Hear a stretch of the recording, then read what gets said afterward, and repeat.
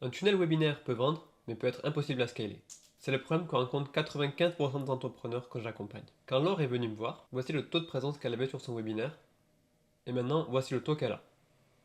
Elle pensait avoir un problème de publicité, de créative ou même de tunnel. Mais en fait, le vrai blocage, il se situait ailleurs. Dans ce que j'appelle la zone invisible du scaling webinaire. Cet entrepreneur avait pourtant tout pour réussir sur le papier. Une bonne offre, une offre à étiquette, qui se vend bien, même très bien. Un système de closing et même un système de setting. Elle a tout testé. Augmenter les budgets, changer d'agence, revoir même le webinaire complet. Mais dès qu'elle tente d'aller chercher plus d'acquisitions, elle se retrouve comme bloquée. Elle a des coûts par lead qui sont hauts, un mauvais taux de closing, un média buyer qui expose des résultats qui sont satisfaisants sur le papier, mais quand on fait le calcul de tout ça, financièrement c'est pas intéressant et elle laisse beaucoup d'argent sur la table. Et c'est vraiment un problème récurrent qui va les empêcher de scaler. Voici un autre exemple. Voici Maddy sur laquelle j'ai fait baisser son coût de prospect de ça à ça.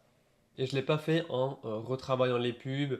Non, j'ai vraiment obtenu ce changement-là en retravaillant juste le tunnel pour qu'on ait une cohérence entre le début et la fin de l'acquisition. Et c'est pour les entrepreneurs comme elle que je propose l'audit privé gratuit, qui va être une analyse exhaustive, millimétrée, basée sur mon approche unique. De la pub méta à tous les petits recoins de ton système d'acquisition, jusqu'à la valeur générée par client sur le long terme, pour venir débloquer ta croissance. Si ton tunnel vend déjà, mais tu n'arrives pas à le scaler comme tu veux, alors candidate à l'audit. Je vais regarder dans des zones où la plupart des média buyers ne regardent pas. Mais par contre, je prends seulement 5 personnes par mois. C'est pas un truc de FOMO ou pour du marketing. C'est juste que ça prend du temps, et ce temps-là, je préfère bien le dissocier pour chacune des personnes avec lesquelles je vais les auditer.